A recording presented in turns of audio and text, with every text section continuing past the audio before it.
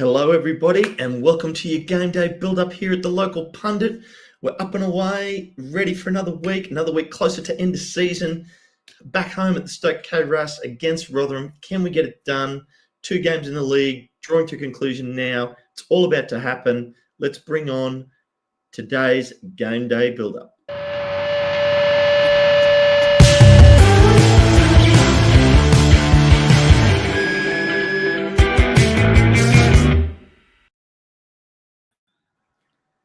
Hello.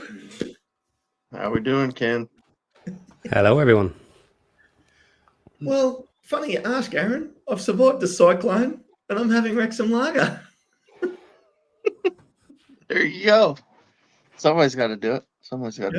I've got a mellow yellow this morning, so I'm okay. Not as much fun as you.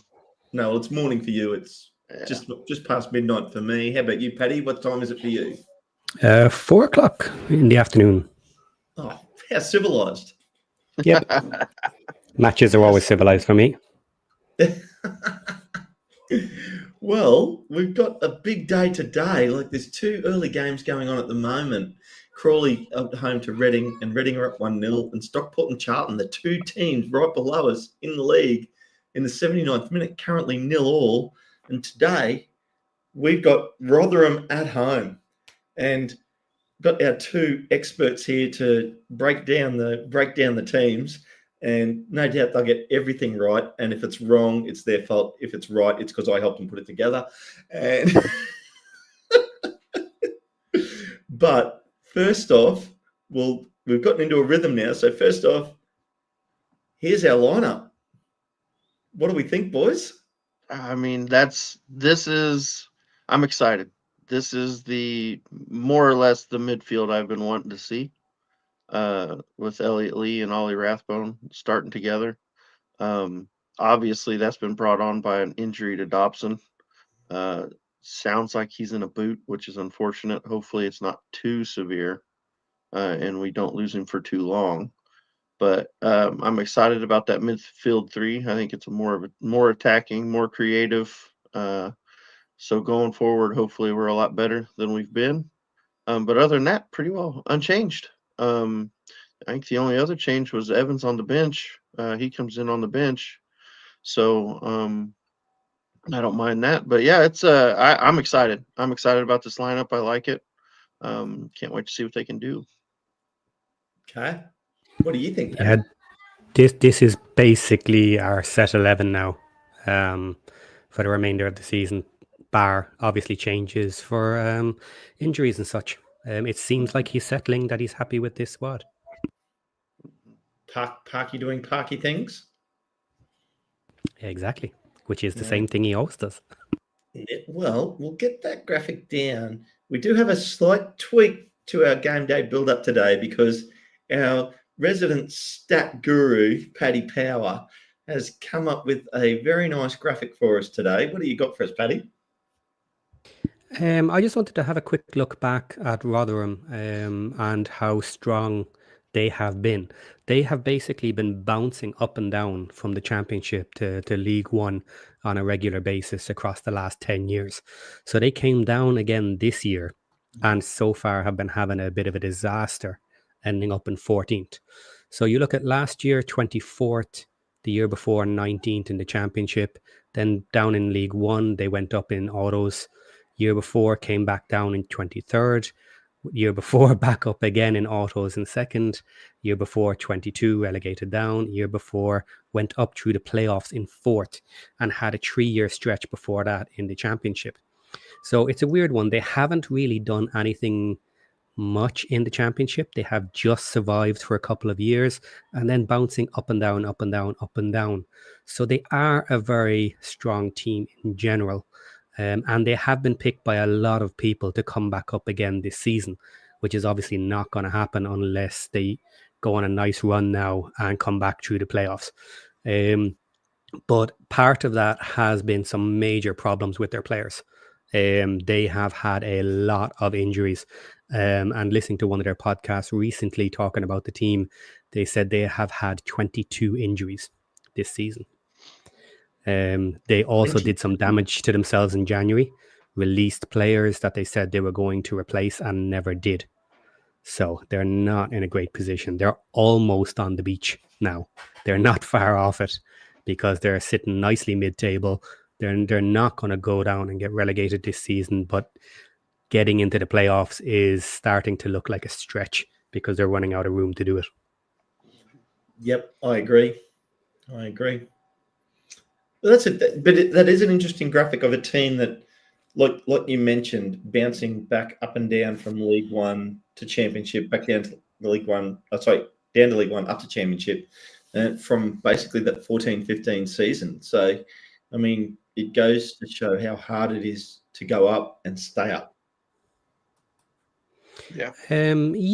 I would probably say the proviso is it doesn't seem like they have had massive investment to make a new championship team. They have been just struggling to survive, managed for a year, but then couldn't hold it and went down kind of after 2 years mostly, or down immediately. So we'll need a bit of investment if we go up. Mm-hmm. Well, we've got enough money to buy to start the COP at least. Yeah, absolutely. With the new shares, so that's a start. But yeah. Well, do we want to get into their lineup? Yeah, let's do it. Then we can get back to fun stuff. So let's bring up the Rotherham lineup.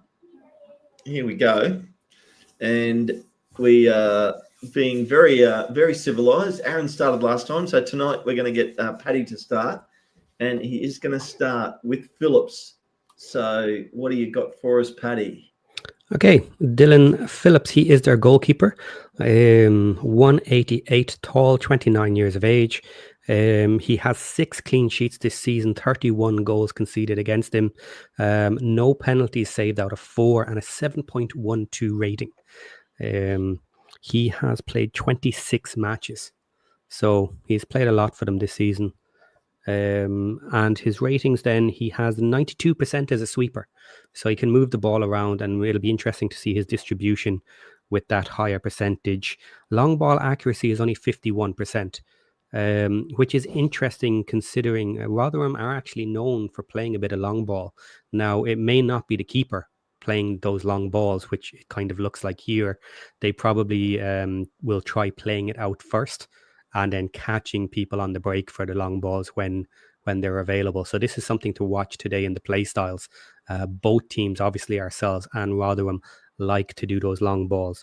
Goals conceded 60%, clean sheets 27%, high claim only 30%. So he doesn't necessarily come out of his box too much or off his line too much either.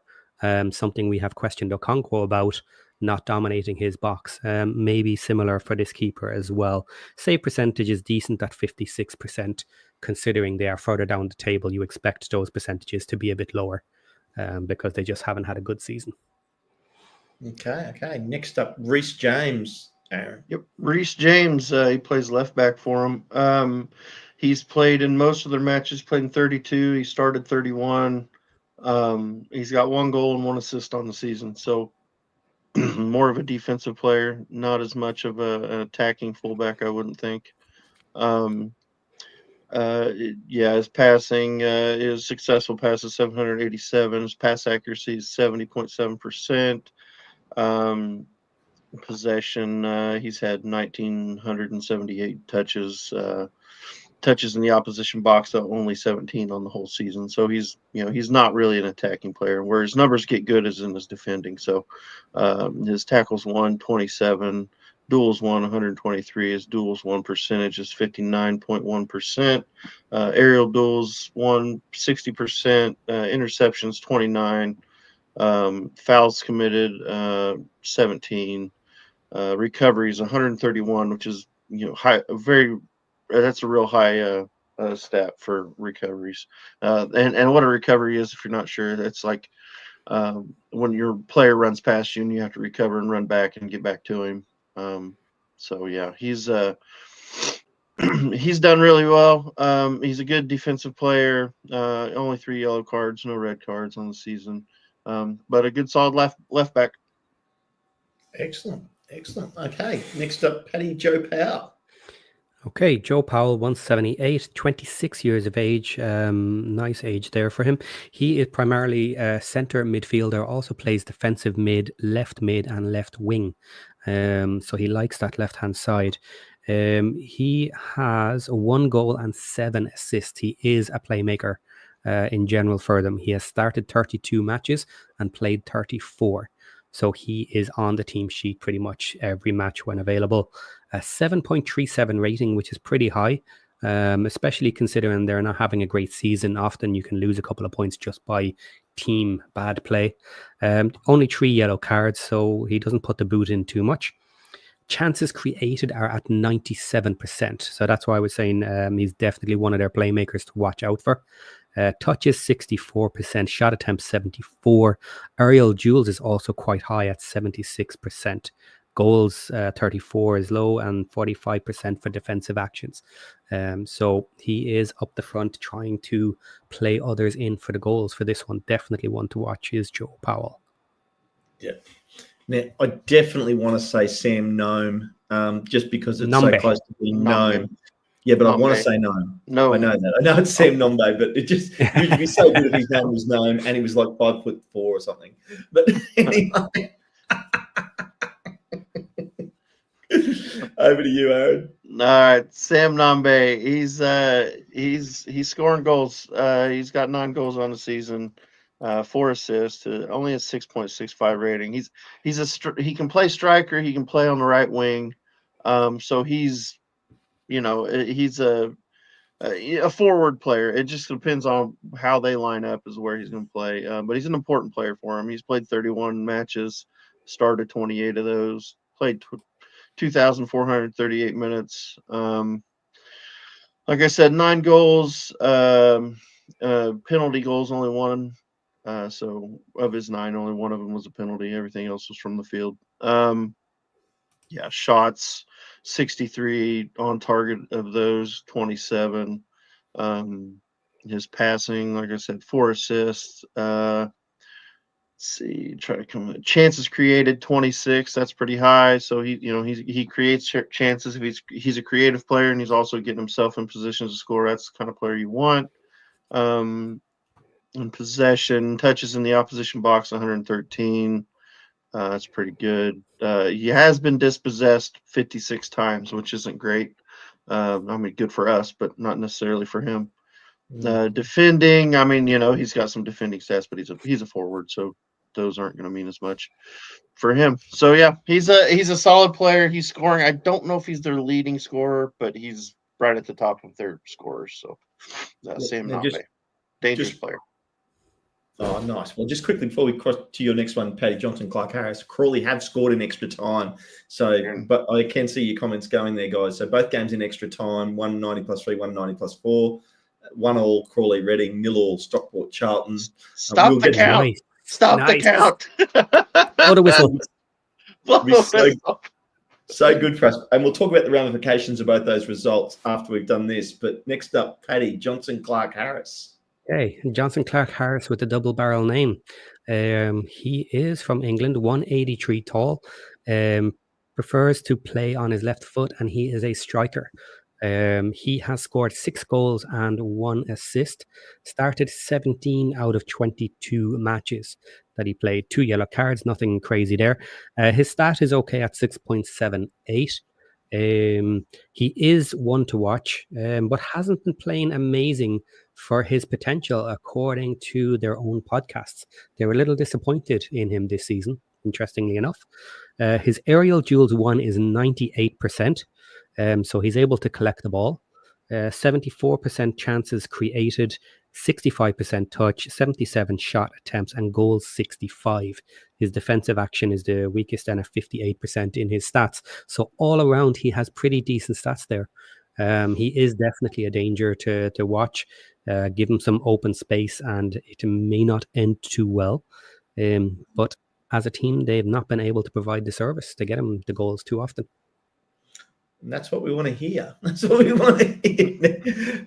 Next up, Malik Wilkes. Yes, Malik Wilkes. He's another attacking player. He can play in the attacking mid role. He can play on the left wing, on the right wing. He can play striker. He can play all over. It really depends on how they're setting up, what they're setting up. I'd assume he's probably going to be a left wing today, but we'll see. I don't want to make any assumptions, but just with the players that we've already talked about, it sounds like he'll probably be on the left wing. But he's he's a good forward option for him. He scored 6 goals. He's got 2 assists. His FOTMOB rating is 6.5, which isn't fantastic. It's not horrible, but not, he's not unbelievable. Matches, he's played 29. He started 27 of those. So he's a good forward player for him. Plays quite a bit. Like I said, goals 6. One of those was a penalty. He's had 90 shots. 34 were on target. Assists 2. His pass accuracy is only 61.9%.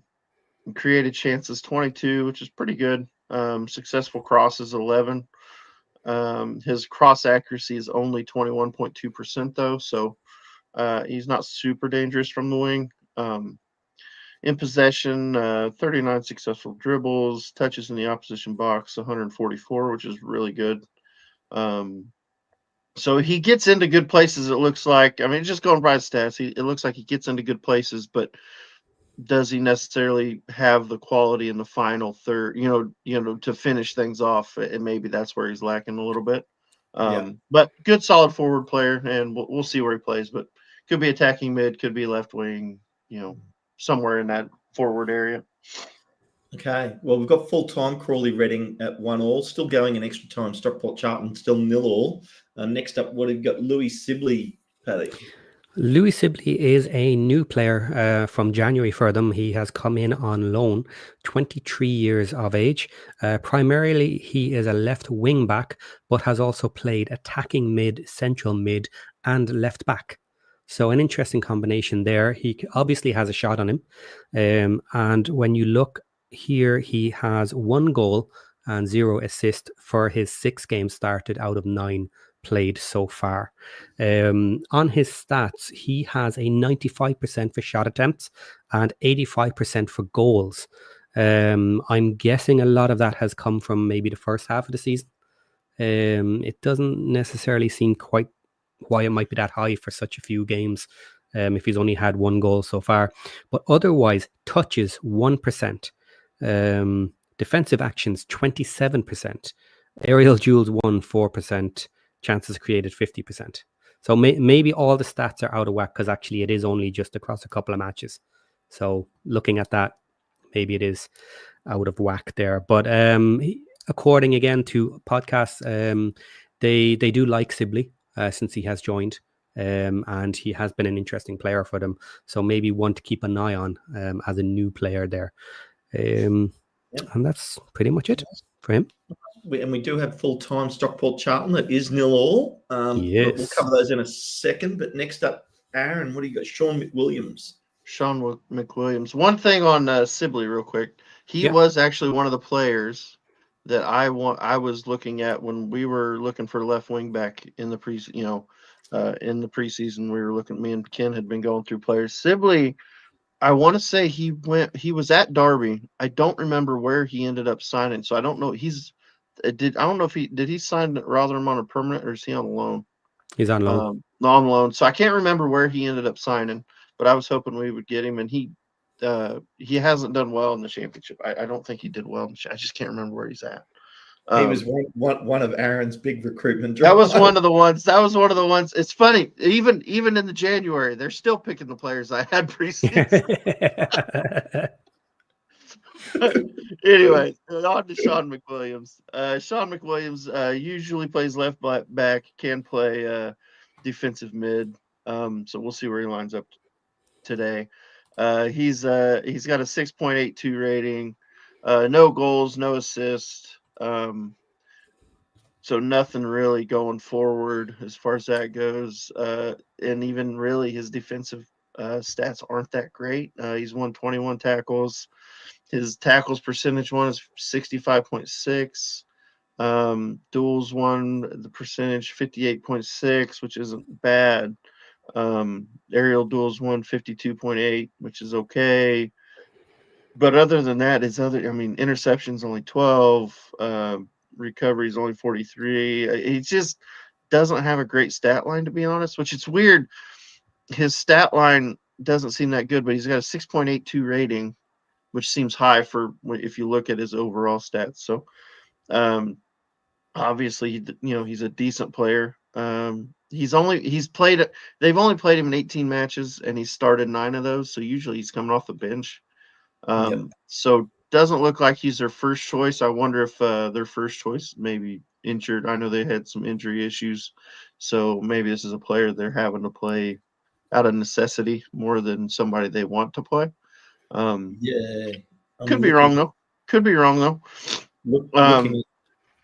Looking on, I follow at the moment, watching Rotherham warm up, Clark Harris has his left leg very heavily strapped up with tape. But next up, Paddy, you've got Hakeem Odoffin. Yes, Hakeem Odoffin, 26 years of age, 175 tall. He is playing centre back. And interestingly, he also plays defensive mid, central mid, attacking mid, and right back. So definitely seems like they are making do with some of their players and playing them everywhere on the pitch. So that's an interesting one. He has got 4 goals. So I pretty much doubt centre back is his main position this season, and he's bombing forward to score. But he has started 32 times out of 32 matches. So he is a senior player for them, and is likely playing across multiple positions. He has a 7.24 rating, which is pretty high in general. He has 6 yellow cards, so he has potentially been suspended. I'm not sure if that came before the cutoff or not, maybe not. But his stats are pretty high. So he has shot attempts 96%, goals 91%, 87% defensive actions, 97% aerial duels won, and 86% chances created. The only weak point is touches at 11%. Which is pretty low. So again, like in general, a very good player. But this is another area that has been pointed out by the podcast this week, is that they were stating that they only have one player in their defensive line who is playing in the correct position, in their defensive proper position. So bit makeshift on the back, which is why they've been losing a lot of matches.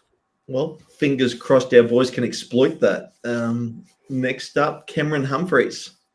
Cam Humphreys, he's a center back. He's 1 goal, 1 assist, 6.75 rating.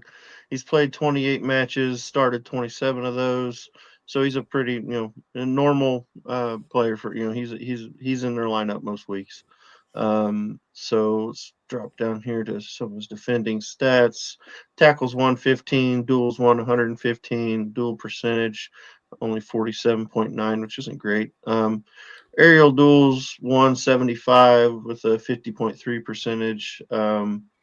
Interceptions 29, fouls committed 23, recoveries 90, possession one in the final third, which is weird for a center back. He's got 2.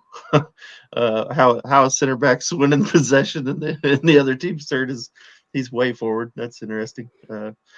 And then 4 yellow cards, no red cards. Good solid defender. Like I said, does have the 1 goal and 1 assist on the forward end. So yeah, good solid player. Nothing, I don't think he's out of this world, but he's a good solid player. Yep. And then finally tonight, Peli Ruddock. Are we going Panzu or Manzu? Which one's silent? Mpanzu. I'm going to say none of it is. Okay. Okay. He actually looks. He's on iFollow right now, and he's got exactly the same haircut as Mendy. It's so good. It's just like, it's awesome. But, okay, so Mpanzu is on loan to Rotherham. Came in the January window. He is 30 years of age, so a bit of an outlier for the team, probably coming in to fill a position just to get somebody in. He has 0 goals and 0 assists. He has started 6 out of 6 matches. only 540 minutes played with the team so far. 7.02 rating, which is okay. No yellows, no reds. His stats are not great. He has touches 31%, shot attempts 34, 58% for chances created, and 75% for aerial duels won. Now, I don't know if I even said it, but he's a centre mid. So he's supposed to be in around the midfield helping get the play going. He also plays defensive mid as well. But stats not great since he came in. No assists, no goals. Touches quite poor. Shot attempts low. So it'll be interesting to see what he does today. Not It much so will far. be. Absolutely. No, I couldn't agree more. But so I mean, look, that's our opposition. Now we've got just under 20 minutes to go. The game day build-up show. So why don't we quickly break down these two games, the early games today, and then we'll spend the rest of our time working on the new team, the team. So our team for tonight, I should say.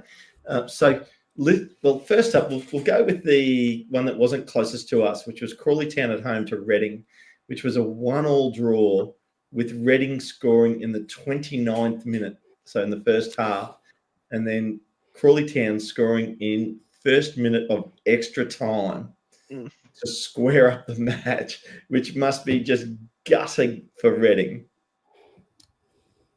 And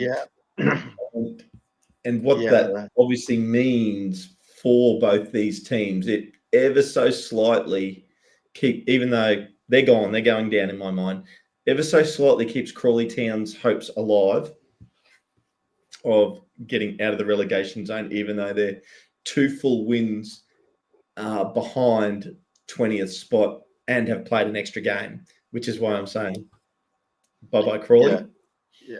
Yeah, it doesn't really help them a ton, but it is any result against teams that high in the table for them is going to be a plus. I think they'll look at that as a bonus point, not one they would have expected to get. Yeah, anyone in the bottom 4, any points are points. Yeah, because they're generally losing, unfortunately for them. But who it really hurts there tonight is Reading. Yeah, I mean, fantastic season considering everything they're going through.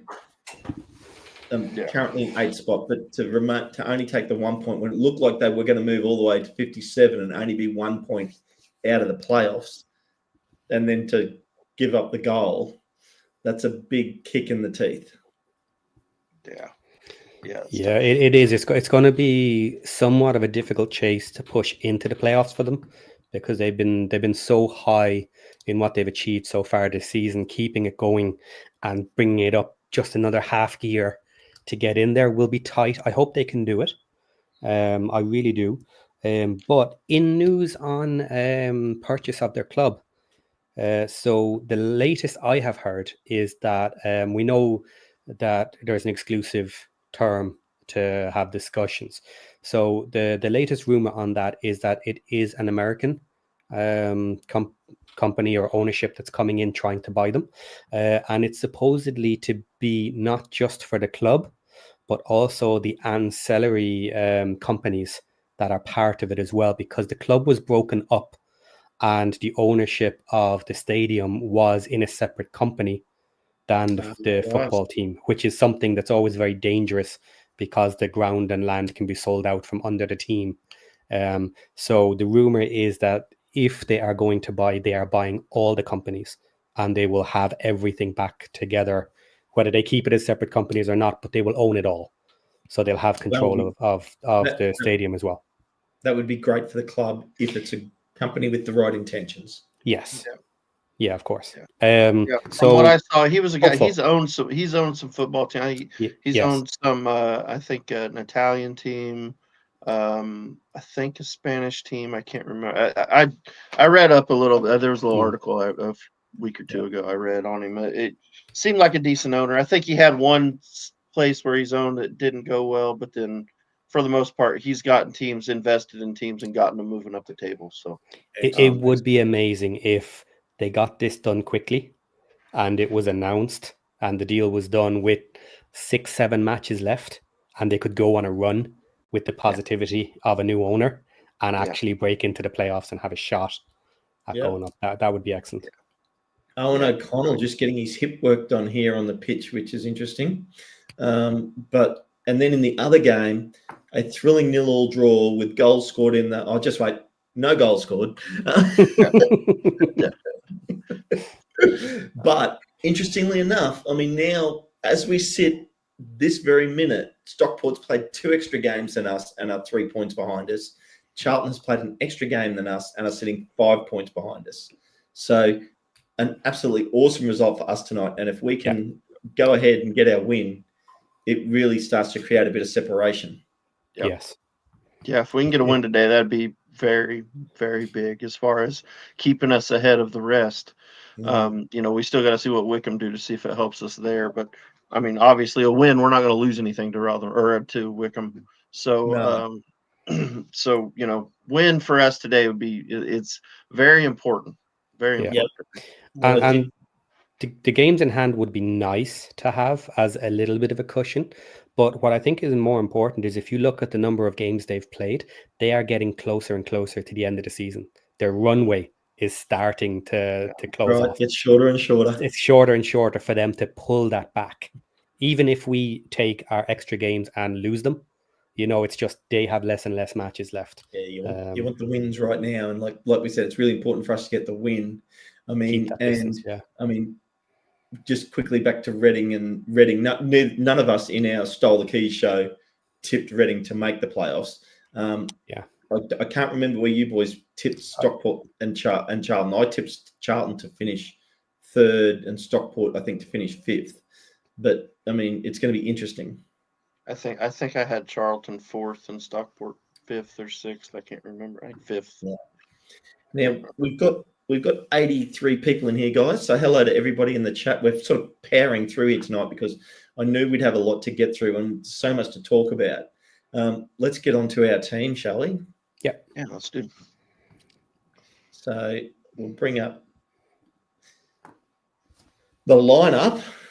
I mean, I'm happy with the lineup. What about you boys? Yeah. Not surprising. That's basically what I thought we'd see. Just I was curious to see if he'd do any more mixing around just because of the fact we've played so many games and we've got so many games coming. Saturday, Tuesday. There was there's possibility he would make some changes, but I mean, if everybody's fit, and they're all feeling good, let them play. Yep. I expected changes in the next match because this match was at home. But what about you, Paddy? Not surprised at all, to be honest. It is about this time of year last year as well when Parky found his 11 and just stuck with it. Bar the odd change here and there when he was forced to. The only one I'm a little bit surprised with is Longman. I was wondering, was he still going to bring Barney back in and rotate them a little bit? But I don't mind it at all. I'm not saying Barney should come back in, but I think when you look at Longman, he looks like he has another gear that we haven't seen yet. There are moments of he could be amazing. And we're still waiting for, other than crosses in, which have been in perfectly dangerous areas, but that's his bread and butter. Like, I'm waiting for something amazing that he scores himself or really creates something out of nothing that somebody else gets on the end of. And I've seen moments where it's coming.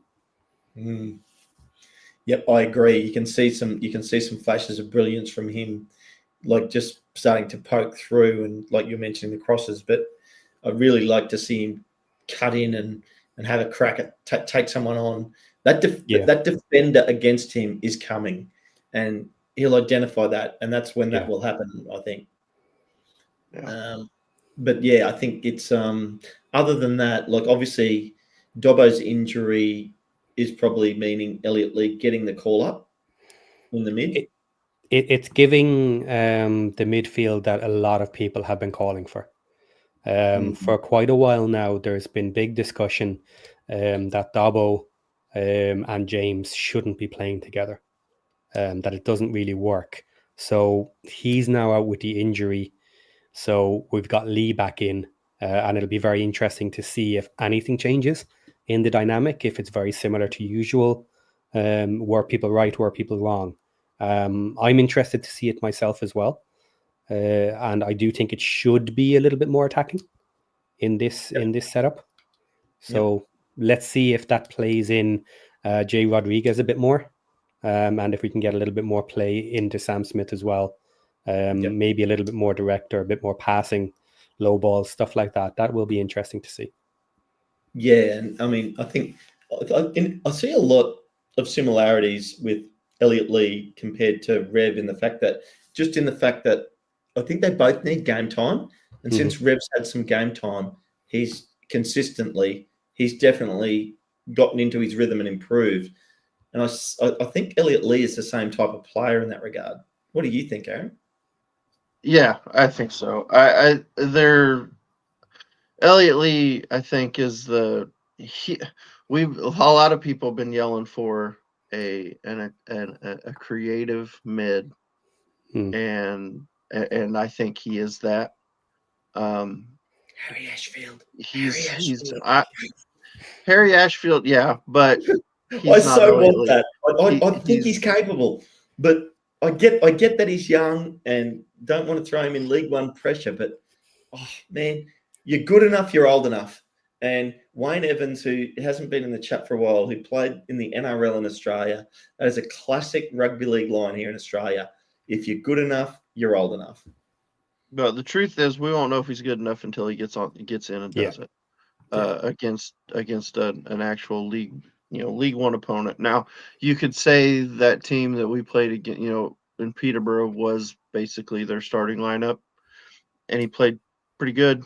So, yeah, I mean, I wouldn't be against giving him a chance. I think if we see him, I think it would be against one of the teams a little lower in the table. If we get clear and have some, you know what I mean, but right now, because things are so important, I let me put it this way: if we were in 13th right now, I think not Okonkwo, sorry, Fall and Ashfield would probably be starting a lot. Yeah. I think those two would be playing quite a bit 100%. because get your young players out there, but because these games are so important, Parky's wanting to play the players he trusts and that he knows can do the job. It's not a time to experiment, really. Yeah, it would be very interesting if we managed to be promoted with 2 matches left at the end of the season, and Parky to throw something on like Fowl and Ashfield just to see what they can do in those final matches. Can they come out with something special? Because remember, they may or may not need loans next season. Okay. So it wouldn't hurt to put them in the window. I'm changing people's second names. I'm taking the Oracle off Aaron. I'm giving it to Paddy because I am so hoping that's true. But back to the midfield that we are playing today.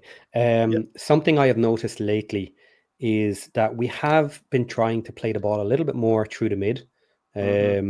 And if you notice in the last couple of matches, Dabo has managed to get himself on the ball in the mid in dangerous positions.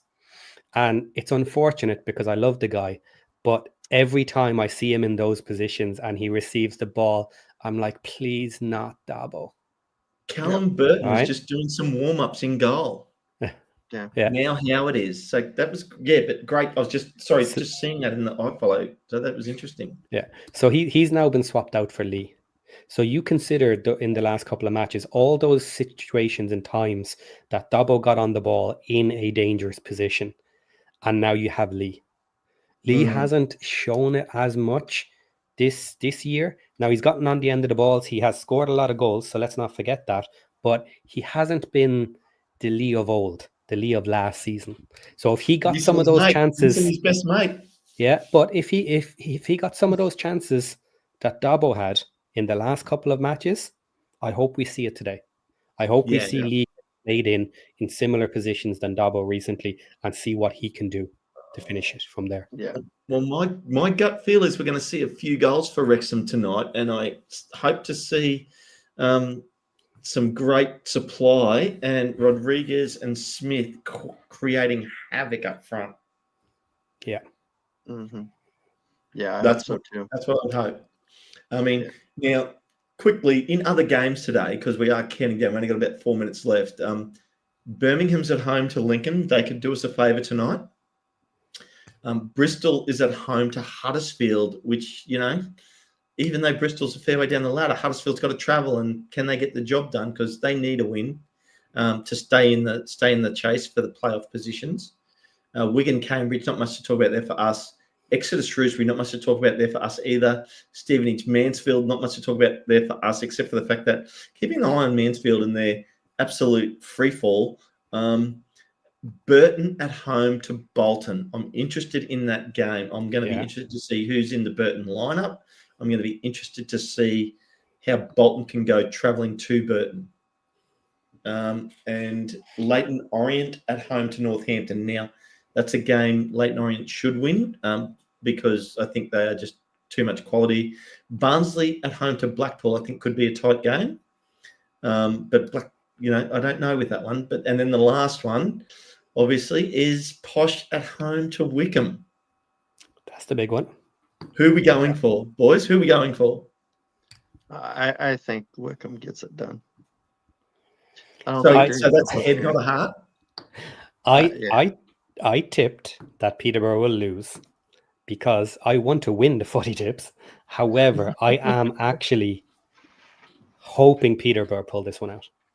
I would actually, if you told me... Clip that up. Yeah. Now, if you told me right now that if Peterborough win this match today, or if they lose it and it guarantees them going down, I would pick them winning today. I would. Yeah, I would. I don't like Peterborough, but I like Wrexham much, much more. I want the 3 points lost for Wickham. It's a nice one to finish on for us in terms of all the other games because it means so much to us now that the other Stockport Charlton games finish and we know the result. So I did see that the Posh boys, young Charlie, was saying that only 2 of their players might make their squad, which I thought was a bit rich considering Wickham are in second position and Peterborough are currently sitting in 17th. Yeah. He said 2 Wickham players would make the Posh team. That's what he said. Only 2 players. Jesus Christ! Like he's. It's just hilarious. Like I mean, that's a fan for you. That's a fan sticking up for his team. I don't think so. I think that's. I just couldn't imagine any Liverpool players making the starting lineup at Wrexham. Right, yeah. I mean, Jesus Christ. Well, I'll tell you one thing that was quite funny. As I mentioned a few times, I've been listening to the podcasts for Rotherham this week, and one of the boys was saying about the last match, which we scored in the first 18 seconds, that Palmer gave them heart attacks, that he really caused them hassle at the back. And he was saying him and Mullen, they wouldn't be looking forward to it. And then he was told that Palmer and Mullen are basically now 6th and 7th choice strikers for us. And he almost fainted. Well, boys, we're at the end of the game day build-up show, getting ready for everybody to cross over to watch the match day watch along with Josh. Final thoughts from you boys for today? Big match. Need a win. I mean, again, there's still some games to play. Not the end of the world if we didn't win, but with this one, this is a game we should be winning, and these are the types of games we need to be winning if we're gonna go up and have a serious shot at getting automatically promoted. These are the games we need to be winning. So, well, you did tip 2-0, Aaron. Yep. Yeah, I think we'll get it done today. I think we'll look good today. Paddy, you tipped 3-1. What are your thoughts? Yeah, this is the type of match where I think we certainly have enough. We've been playing well. They have not been playing great, other than the fact they took out the last 2 matches in a row. They have a lot of injuries and problems in their team. we need to be taking this one out comfortably. And I want to have that done for our run of matches, because we're in the thick of it right now. This is one of the easier matches. We need a nice, comfortable win here to go out strong into our next harder matches. Absolutely, absolutely. Well, I agree. I've tipped a 3-0 win for Wrexham tonight. I think we need the win. We must get the win tonight. It's really important. We need to bring back, we stopped our 3-game run of losses at home with a draw. Let's now convert that to a win. So, guys, on that bombshell, up the town, let's go Wrexham and enjoy the watch along with Josh. And I'll see you after for the extra time. Yes. Good point. Yeah, don't forget the extra time with Paddy. Come in and have your say, guys.